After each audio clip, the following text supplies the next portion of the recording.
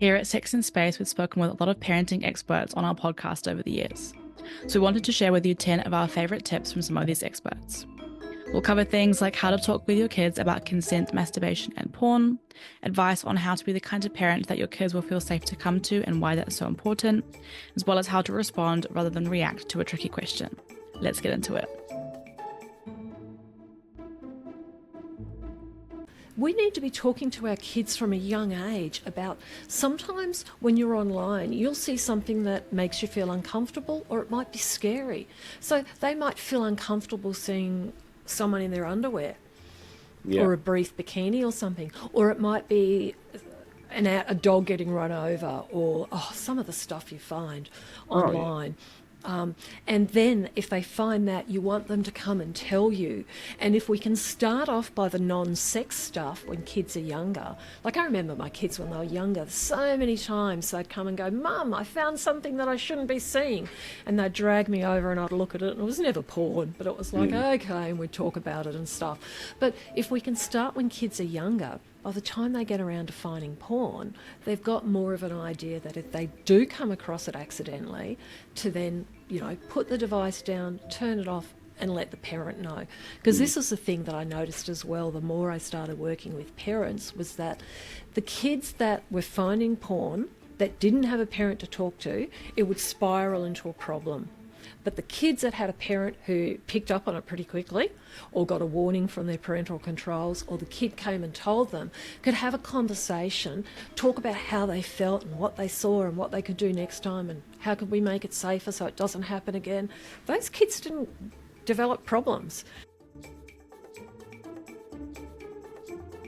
For most young people that just might watch porn occasionally, this is where as adults we need to have these really open and safe conversations. So a big thing that we offer up to adults is exactly what you were saying, is the importance of normalizing arousal, and that for young people, when they see sexual content, even when they're tiny, they often will might feel really mixed things, like grossed out, curious, disgusted, excited, and aroused. And we say it's really important to normalize all of those things. So if a young person sees porn and comes and tells an adult, to be able to say, you know what, you might have felt this or that or all of those things, and all of those are okay and totally normal. And I think when we demystify the kind of arousal aspect, it's so helpful for young people. It takes out the shame. I ask adults at education sessions, I say, what do we want for our children? What do we want for this generation of children for their sexual journey through life? I say, call out the words, and joy, pleasure, fun, consent, respect, 30 different words come up. And I say to them, well, how are they going to get that? Are they going to get that from learning from pornography, TV, advertising, popular culture? Or are they going to get it from this bubble over here, which is the classroom and home complementing each other? Facts from the classroom and facts and values from home. So the big sticking points are, just that description of, there's just so much shame and fear about the act of sex and sexuality, especially pleasure.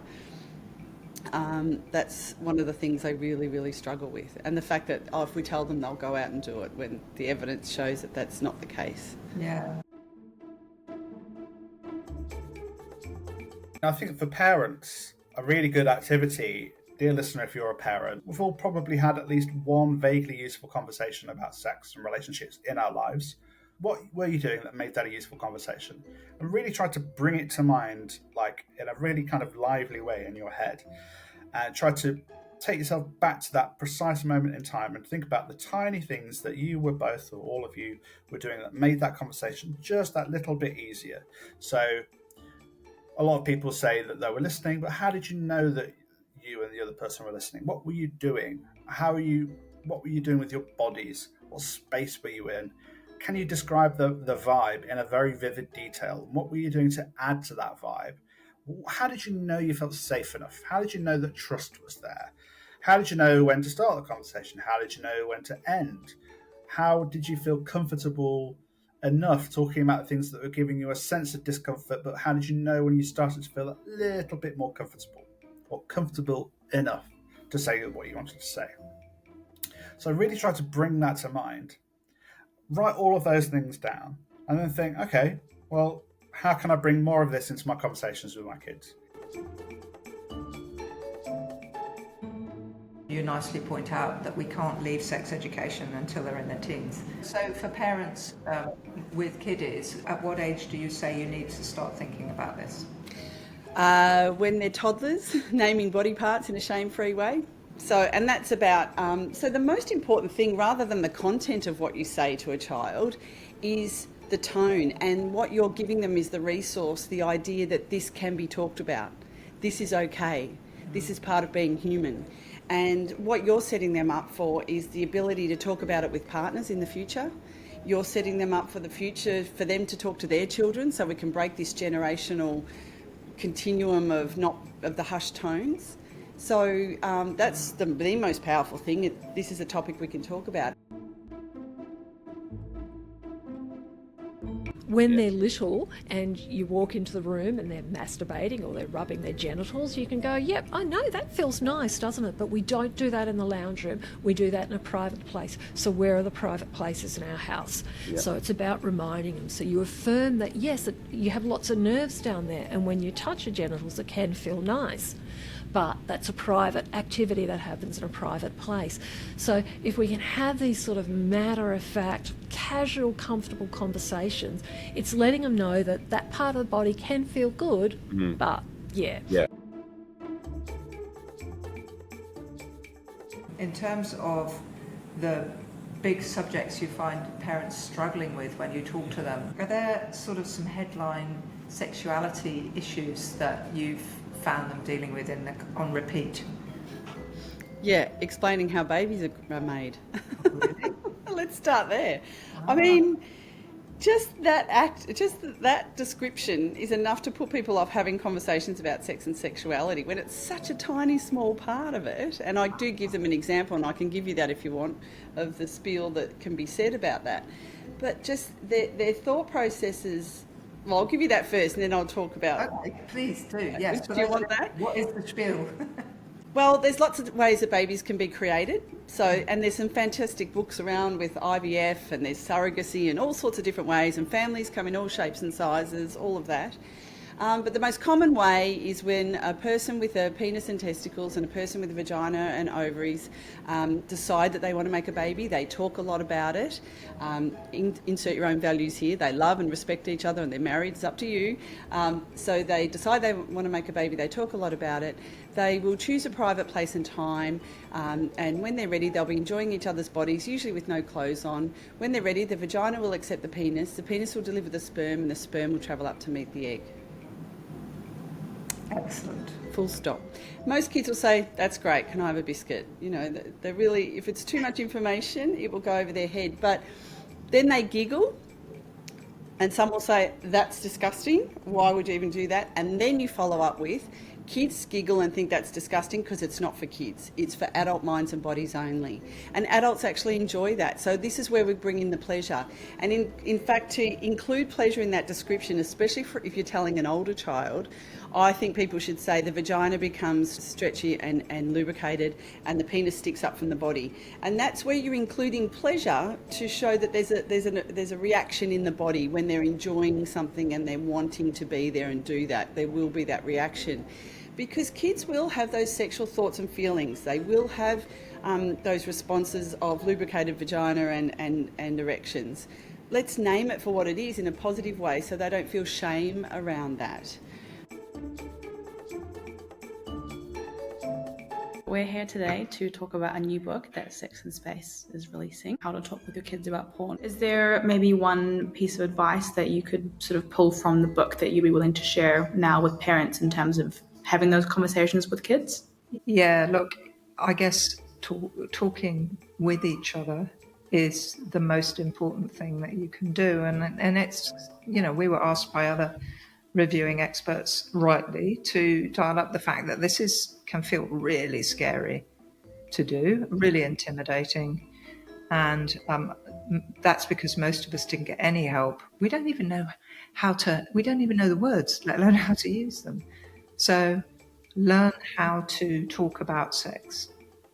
Absolutely. Learn how to say the words, learn which words to use. I'm constantly spend my life going, no, vulva is on the outside, vagina's on the inside. And even hearing those words for some people, a lot of people, and be like, oh, don't use those words. They're just words. But learning how to talk with each other, with your partner, with your friends, you've got to practice and get to grips with being able to have conversations about these things. It's easier just to do consensual things rather than to talk about consent. So next time you're watching a TV show with your kids or with anyone, like, figure out who holds the remote. That's like a key consent question when you're figuring out what to watch. What are we in the mood for? What kind of genres take a fancy? Do we want something familiar or something entirely new? How are we going to watch it? Is it okay if one of us kind of half watches it on our phone? Or can we watch something? Are we allowed to talk through it? Can we kind of hate watch something and take the piss? Or do we have to seriously watch something? How long are we going to watch something for? And then when you have a break to go to the loo or to get some popcorn or to get some water or a cup of tea or whatever, check in with each other. Are we still up for this? I noticed you weren't laughing during the funny bits, or I noticed you weren't really scared, or you seemed a bit bored. We could do something else. And then really trying to pay attention to those feelings of what happens when you come together in ways that feel really good. All of this is consent work. All of it. And if you actually do it and kind of say, remember when we were picking something to watch on TV the other day and how we kind of made it work? Basically, when you have sex, that's kind of what you got to do.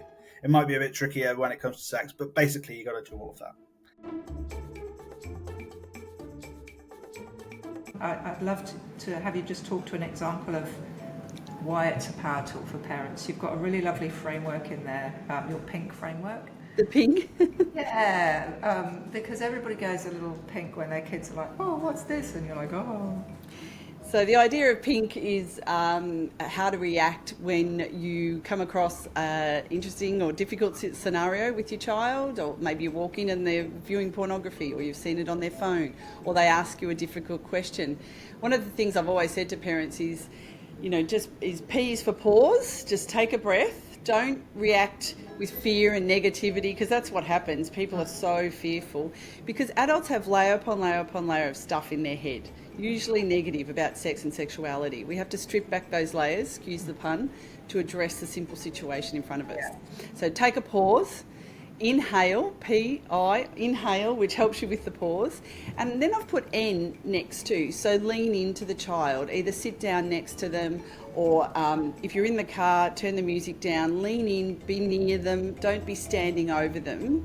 And then K is think of the kindest word you can say to yourself and to them, that you can say to them that's kind for you and kind for them.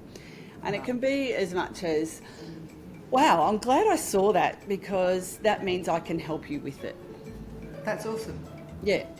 And buy yourself some time as well. So you might be panicking on the inside, but keep your kind face on and say, I'm so glad you asked me that question. What made you think of that? I'm so glad you asked me. I'm really happy that you came in and asked me about that. What do you know about that already? And that buys you some time, and they'll tell you a bit about where they're at. They might know the whole story.